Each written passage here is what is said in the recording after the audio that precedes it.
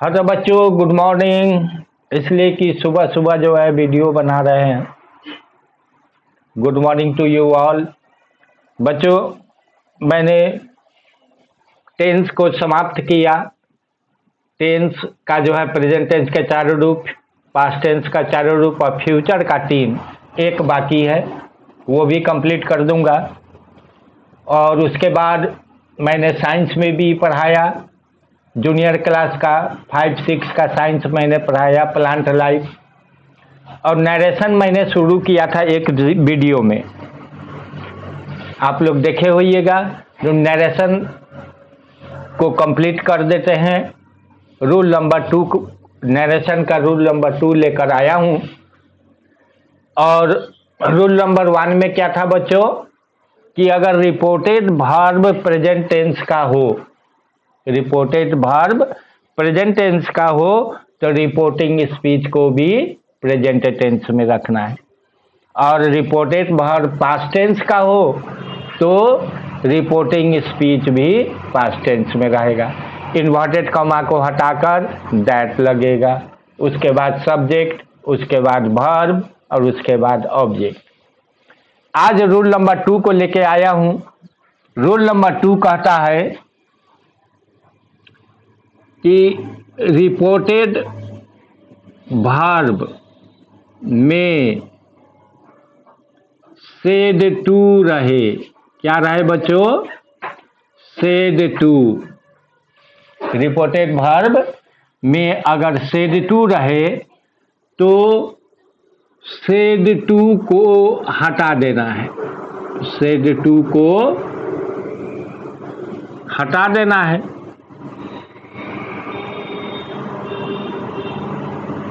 हटा देंगे तो कुछ तो लगेगा, हटा देना है।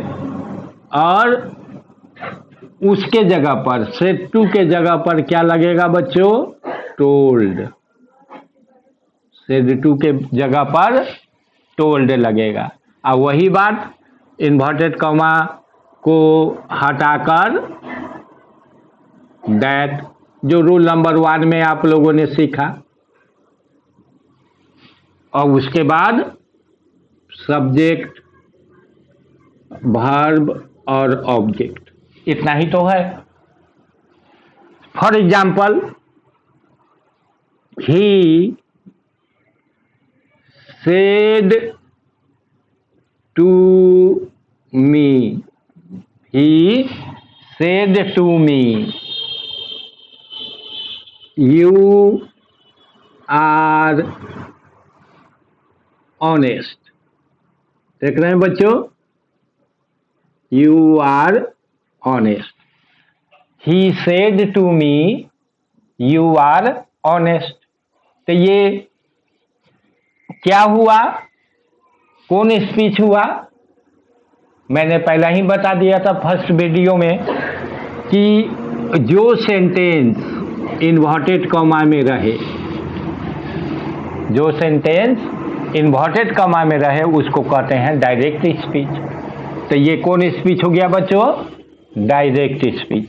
अब हम डायरेक्ट से इनडायरेक्ट स्पीच में बदलने का यही रूल है। क्या रूल है? कि सेड टू रहे बच्चों तो सेड टू को हटा देना है।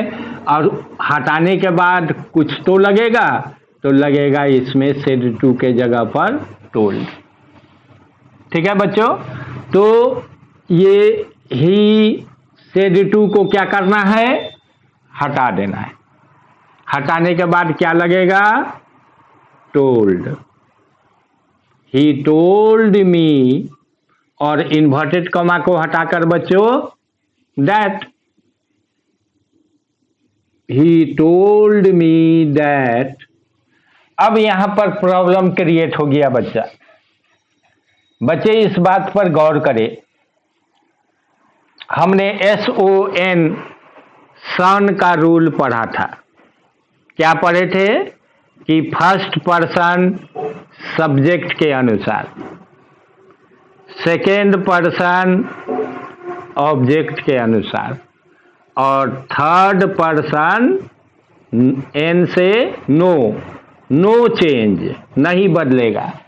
यानी यहाँ पर थर्ड पर्सन रहे, ही सी इट, या नाम कोई रहे, ये थर्ड पर्सन, तो ये नहीं बदलता, नहीं बदलता, नो चेंज। लेकिन यहाँ पर क्या है बच्चों, यू, यू क्या हुआ, सेकेंड पर्सन। तो सेकेंड पर्सन जो है किसके अनुसार, ऑब्जेक्ट के अनुसार। तो बच्चों इसका भी नोट में ये भी आप जो है कॉन्सेप्ट लीजिए। अगर रिपोर्टेड वर्ब में टू मी रहे तो यू को आई में बदलेंगे, आई में बदले। गौर करिएगा बच्चों, ये किसकी बात हो रही है, सेकेंड पर्सन की। और यहां पर आप क्या देख रहे हैं, सेड टू मी,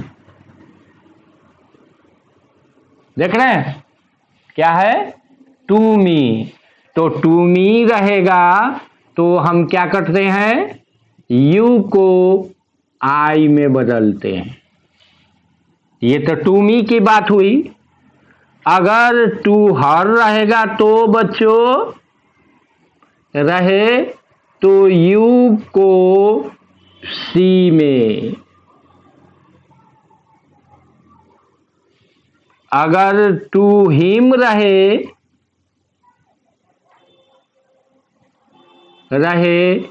तो यू को ही में।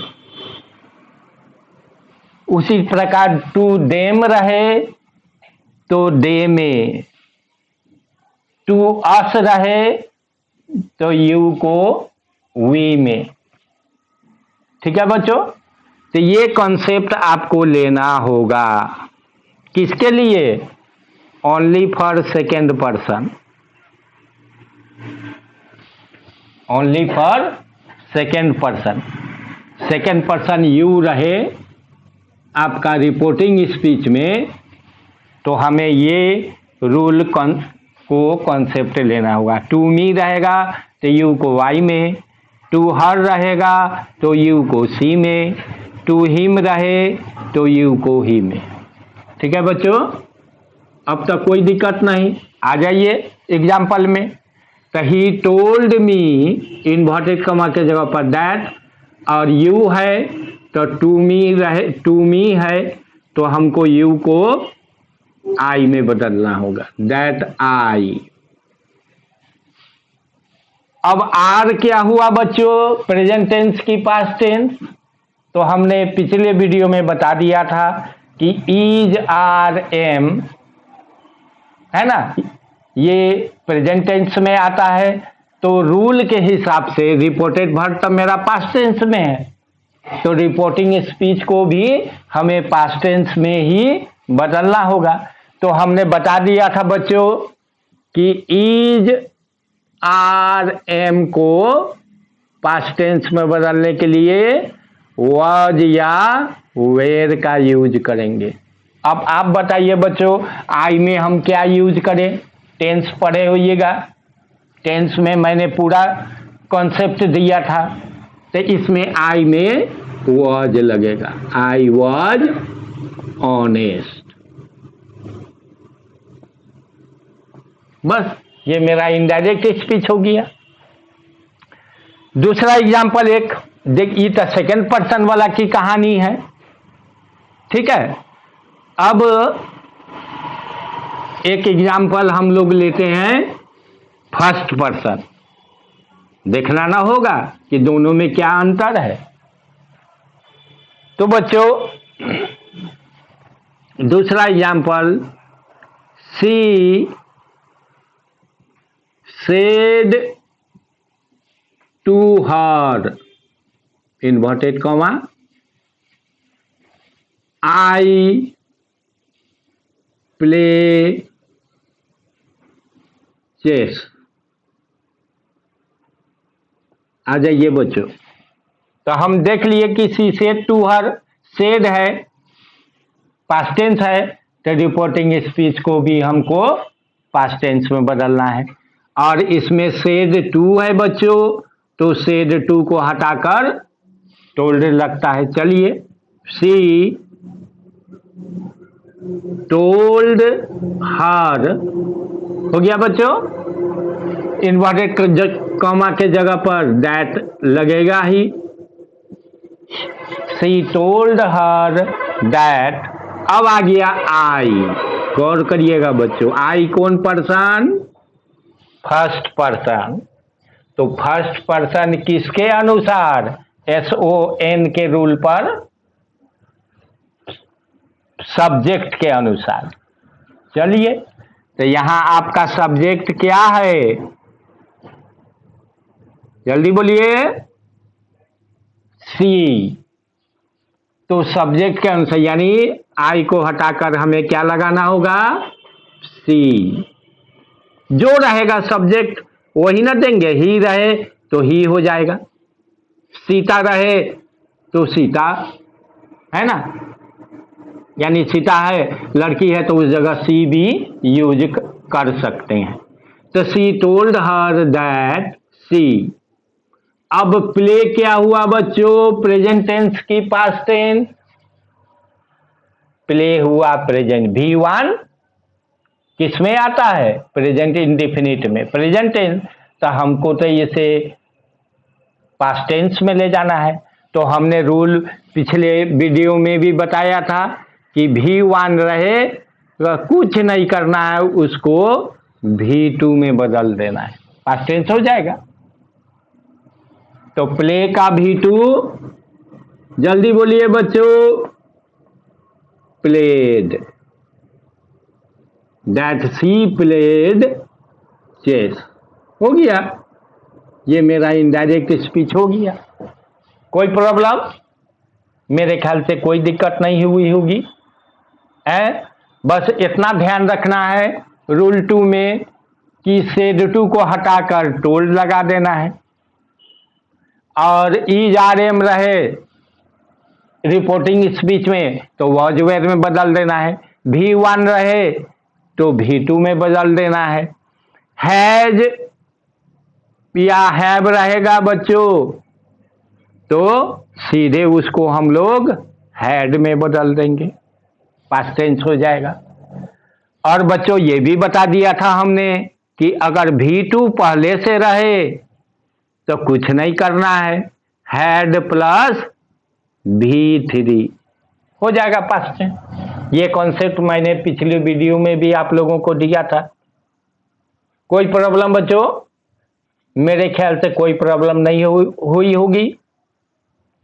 और इसी कंसेप्ट को रख करके आप जो है नरेशन यानी डायरेक्ट से इनडायरेक्ट स्पीच में बदल देंगे। अब बच्चों रूल 3 भी आपको हम इस वीडियो में बताते हैं। रूल 3, बहुत बच्चों ने कमेंट किया कि सर नरेशन शुरुआत करके फिर आप आगे नहीं बताए। तो बच्चों मैं यह नरेशन बहुत ही इम्पोर्टेंट है from class 8 to class 12, 11, 12। It is the most important part of grammar. तो रूल 3 में चलते हैं बच्चों। रूल 3 क्या कहता है कि इफ या यदि रिपोर्टिंग स्पीच में अगर हेल्पिंग वर्ब से शुरुआत रहे, हेल्पिंग वर्ब से शुरुआत रहे,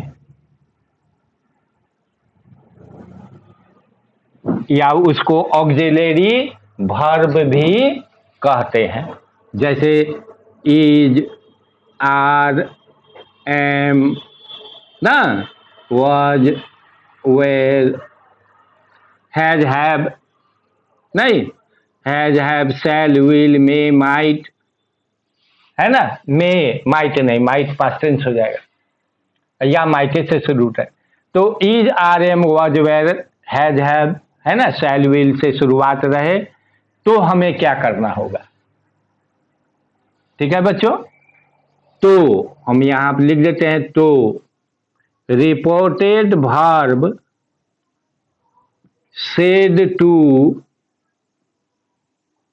को हटाकर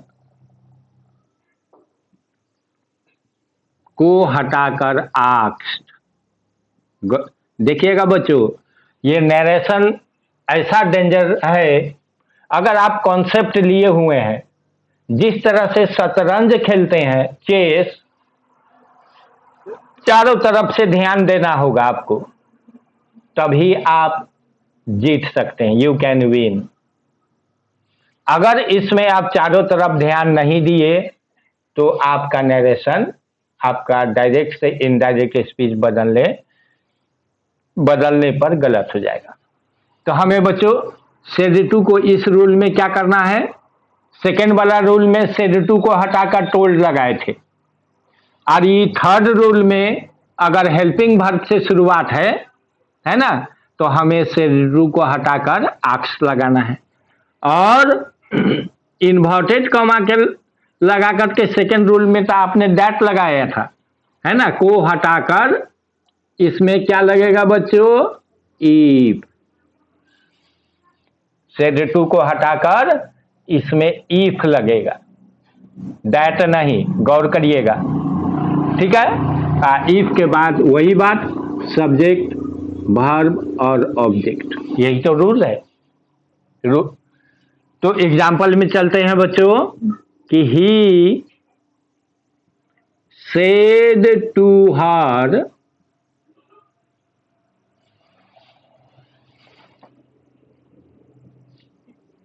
एम आई ए डॉक्टर। इसका तो सीधा पहचान है कि क्वेश्चन मार्क रहेगा। एम आई ए डॉक्टर, क्या मैं डॉक्टर हूं, बात समझ रहे हैं। तो इसमें हेल्पिंग वर्ब क्या है बच्चों, एम, और एम से एम आपका ऑक्सिलरी वर्ब हुआ, हेल्पिंग वर्ब हुआ।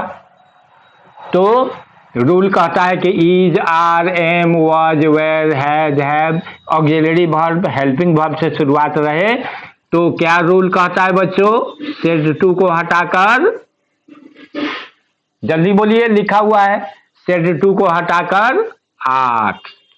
चलिए तो रूल के हिसाब से चलते हैं, ही आस्क्ड हर, और बच्चों इन्वर्टेड कॉमा को हटाकर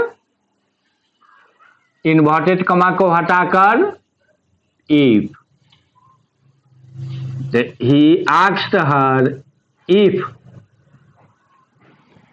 अब आइए सब्जेक्ट, तो आई है बच्चों, तो आई कुछ कौन से पर्सन है, ये फर्स्ट पर्सन है। तो फर्स्ट पर्सन बच्चों किसके अनुसार, सब्जेक्ट के अनुसार, फर्स्ट पर्सन सब्जेक्ट के अनुसार। चलिए बच्चों, तो आपका सब्जेक्ट क्या है, ही, तो इफ, आई के जगह पर क्या हो जाएगा बच्चों, इफ ही, क्योंकि फर्स्ट पर्सन है तो सब्जेक्ट के अनुसार, इफ ही। अब आ जाइए वर्ब, तो वर्ब बच्चों एम है, एम तो प्रेजेंट टेंस होता है, तो इसको जो है पास्ट टेंस में ले जाना है। तो इज, आर, एम को क्या चीज में बदलेंगे, वाज या वेर। अब आप ही बताइए बच्चों, थर्ड पर्सन सिंगुलर में वाज होगा या वेर। तो आप कॉन्सेप्ट लिए होइएगा, तो आप तुरंत कहिएगा सर यहाँ पर वाज होगा। चलिए, if he was a doctor, कोई प्रॉब्लम नहीं, बिल्कुल जो है। क्या आप देख रहे हैं, आपको ये रूल का भी कॉन्सेप्ट रखना होगा, ये रूल का भी कॉन्सेप्ट रखना होगा, और रूल जो कहता है वो काम भी करना होगा। तो इसलिए बहुत बारीकी से आप इन चीज़ों का कॉन्सेप्ट लीजिए और उसके बाद जो है आप नरेशन आसानी से बना सकते हैं। ठीक है बच्चों, तो फिर अगले वीडियो में रूल 4 और रूल 5 लेकर के आऊँगा, है ना। और इतना को जो है कॉन्सेप्ट, अगर आपको किसी तरह का जो है प्रॉब्लम समझ में आती होगी, please write in comment so that I can improve the way of teaching, है ना।